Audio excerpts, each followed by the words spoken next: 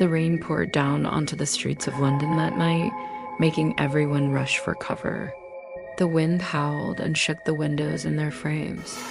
It was one of those nights where you didn't want to be outside, especially alone. For me, however, there was no other choice. I had to get home. It wasn't safe to stay out all night in a place like London. So I pulled my collar up tight and hurried along the sidewalk, desperate to get home before the rain soaked me through. It was then that I saw him, a lone figure standing by the side of the road, thumb outstretched, hitching a ride. There were not many cars about, so I could only hope that he wouldn't have to wait too long. I quickened my pace, eager to get away from the growing darkness. As I drew closer, I realized that he must have been waiting there for quite some time. His clothes were already drenched and his hair plastered to his forehead with raindrops. I wondered who he was and where he was headed, but I didn't stop to ask. I had places to be and people to see. And so I just nodded my head in greeting and continued on my way. Then suddenly, a car slowed down beside him and the window rolled down. The driver shouted something to the man, who responded with an enthusiastic nod. Within seconds, the car door opened and the man quickly got inside, disappearing from view. I kept walking, lost in my thoughts. Then I heard the sound of a car horn, a sharp, insistent blare that made me jump. I turned around and saw the same car coming back. It stopped beside me and the window rolled down. To my surprise, the driver was smiling. "Get in," he said. "I'll give you a lift." I hesitated for a moment, unsure if I should accept his offer or not. My gut told me to keep walking, but the rain was starting to pick up again, and I knew I couldn't get home without shelter. I thanked him and got into the car. As we drove, I couldn't shake off the feeling that something was off.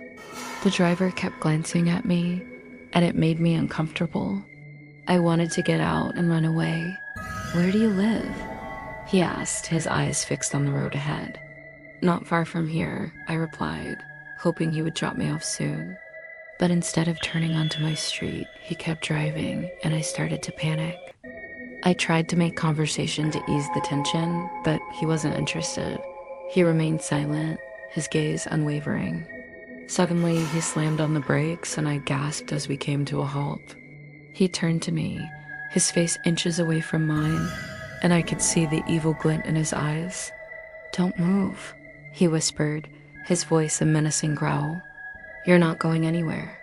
I stared back at him in disbelief, unsure what to do. Then he lunged for me. I don't remember much after that. I think I screamed, but no sound came out. The last thing I remember is the pain of his grip on my throat, squeezing the life out of me. When I woke up, I was lying on the ground, my body aching and my throat raw. The car was gone, and so was the man. I stumbled to my feet and ran home, collapsing on my doorstep, too weak to call out for help. My parents found me and rushed me to the hospital, where the doctors worked tirelessly to save my life. They told me later that I had been lucky to survive. The man had choked me until I blacked out, but I had no idea who he was or why he had attacked me. The police investigated, but they never found any leads. The case went cold, and I was left with nothing but scars to remind me of the ordeal. As years passed, the memory of that night faded into the background of my mind. I married, had children, and built a life for myself. I tried to put the incident behind me, but sometimes I couldn't help but wonder who my attacker was and what had driven him to that. Then one day, while going through my mother's things after she passed away, I found a newspaper clipping that brought everything back. The headline read, "Serial Killer on the Loose in London." The article detailed the story of a brutal killer who had been terrorizing the city, attacking young women and leaving them for dead. The police believe that there were more victims who had not been identified. As I read through the details of the attacks, my blood ran cold. Each attack was strikingly similar to my own experience. The same MO, the same weapons, the same level of brutality. Could this be the person who attacked me all those years ago? I rushed to the local library to do some research.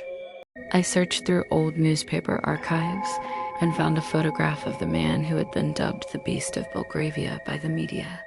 As I stared at the image, my heart skipped a beat. I knew that man. I had seen him before. The picture had been taken during my attacker's trial. He had been caught and brought to justice, but who was he? I needed to know. I tracked down the court records and discovered that the man's name was John Cooper. He had been convicted of multiple counts of murder and was sentenced to life in prison. I couldn't believe it. The man who had attacked me was a serial killer. He had taken the lives of so many innocent people, and I had survived. I shuddered to think what he might have done if I hadn't fought back. But the shock didn't last long. Soon, I was consumed by a different emotion, anger. Why had this man attacked me? What had he hoped to gain by taking my life? I had never done anything to him. I had never seen him before in my life. As I grappled with these questions, I couldn't shake off the feeling that I had missed something important. Something about John Cooper's story didn't add up. I dug deeper into his past and discovered that he had been born in 1945. That meant he would have been only 35 years old when he attacked me. But I knew he was older. I had seen his face in the courtroom sketch and compared it to the photograph taken during his trial. I had seen him in person. He was at least 10 years older than 35. Then I remembered the rain. The torrential downpour that had made it impossible for me to get home that night. I remembered the urgency in my steps, the need to get out of the rain as fast as possible. And then it hit me like a bolt from the blue. John Cooper could not have been the man who attacked me because he was dead. He had died in 1980, 2 years before I was born. How could I be so sure? Because I had met him in another timeline where he was alive. I had hitchhiked in his car, felt the coldness of his touch, smelled the stale odor of his breath on my skin.